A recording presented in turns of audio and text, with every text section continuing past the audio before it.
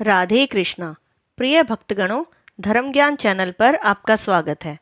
आज इस वीडियो में हम उत्पन्ना एकादशी व्रत की कथा महिमा के बारे में श्रवण करेंगे।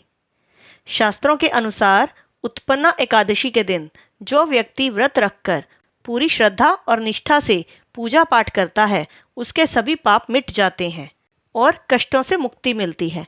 इतना ही नहीं, इस व्रत के पुण्य प्रभाव से व्यक्ति को विष्णु लोक में स्थान प्राप्त होता है।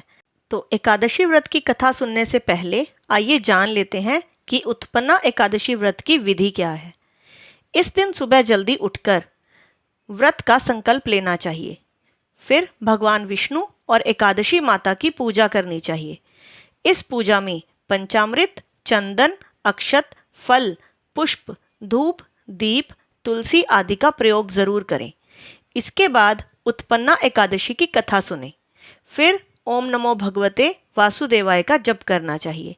साथ ही इस दिन विष्णु सहस्त्र नाम का पाठ भी करना अति फलदायी माना गया है। उसके बाद आरती उतारकर पूजा संपन्न करनी चाहिए। इस दिन भगवान को केवल फलों का ही भोग लगाना चाहिए। रात में भजन कीर्तन करना चाहिए।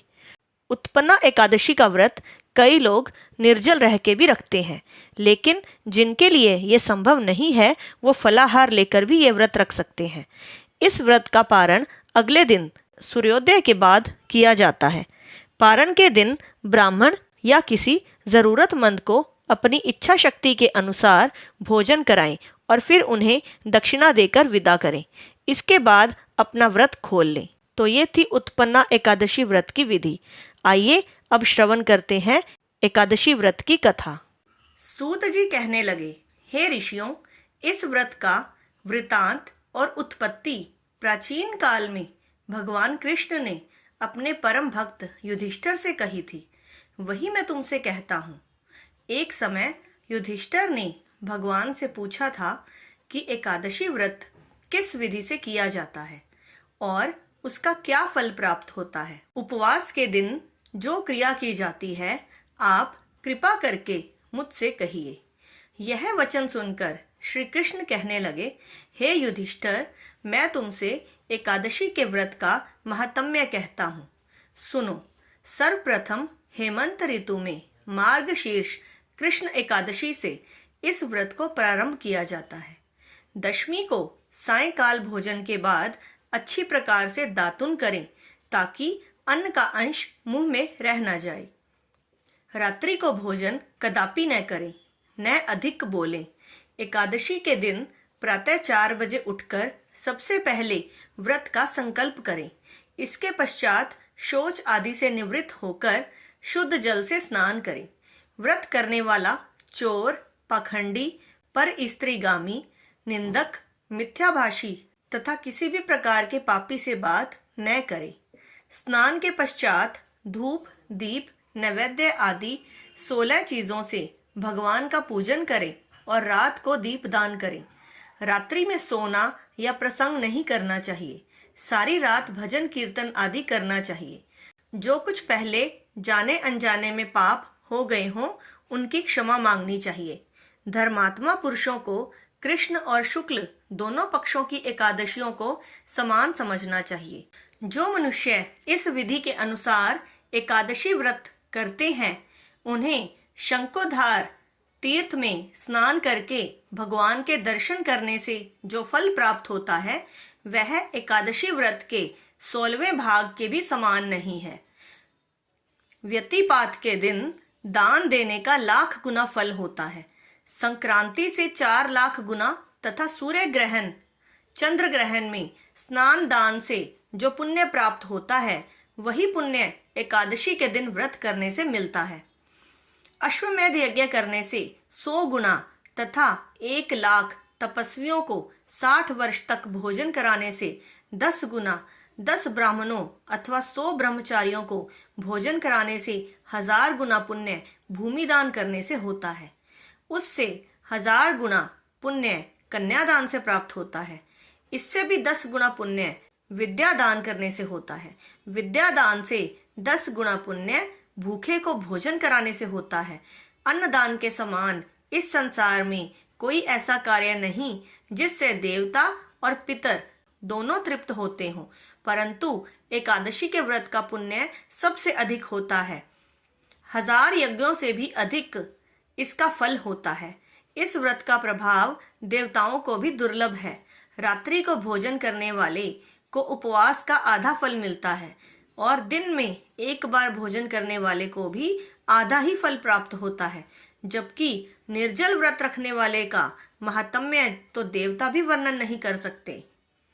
युधिष्ठिर कहने लगे कि हे भगवान, आपने हजारों यज्ञ और लाख गोदान को भी एकादशी व्रत के बराबर नहीं बताया, सो यह तिथि सब तिथियों से उत्तम कैसे हुई, बताइए। भगवान कहने लगे, हे युधिष्ठिर, सतयुग में मुर नाम का दैत्य उत्पन्न हुआ। वह बड़ा बलवान और भयानक था।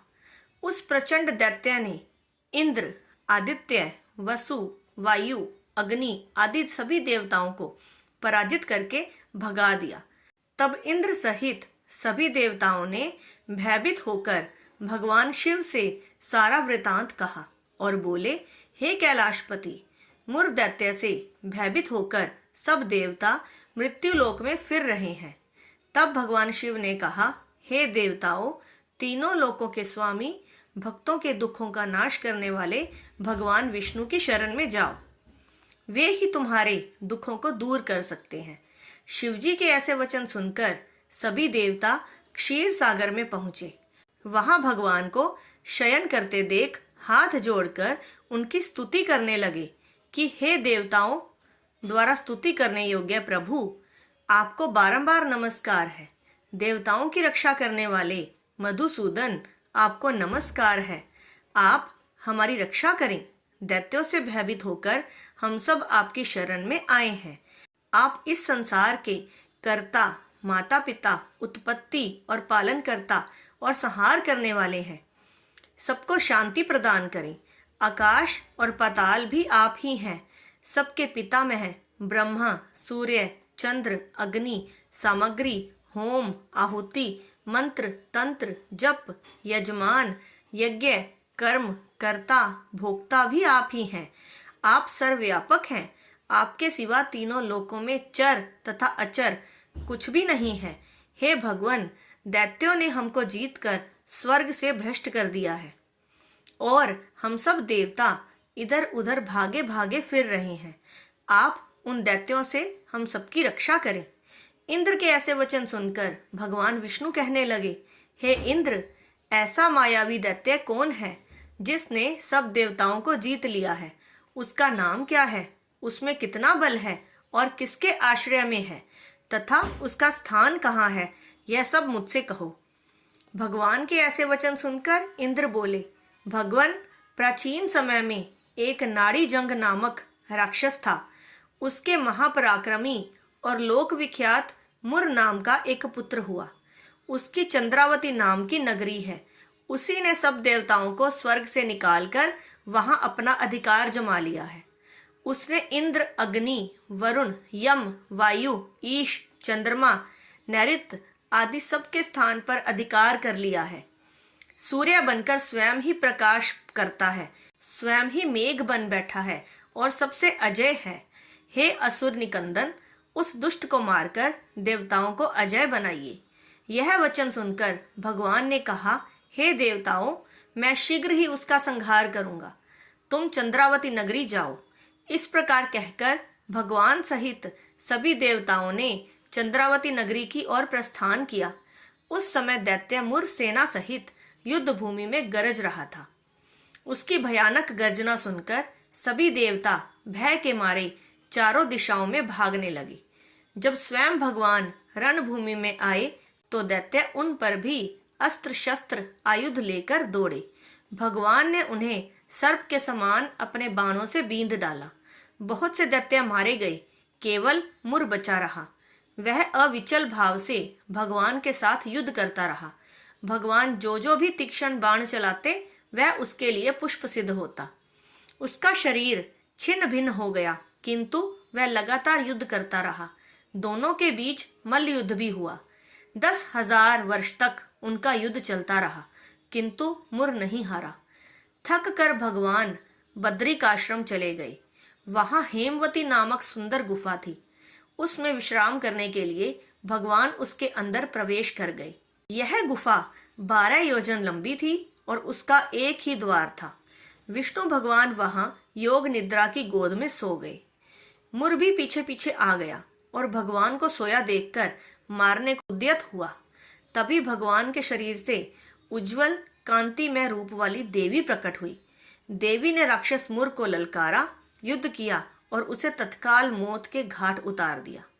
श्री हरि जब योग निद्रा की गोद से उठे तो सब बातों को जानकर उस देवी से कहा कि आपका जन्म एकादशी के दिन हुआ है, अतः आप उत्पन्ना एकादशी के नाम से पूजित होंगी।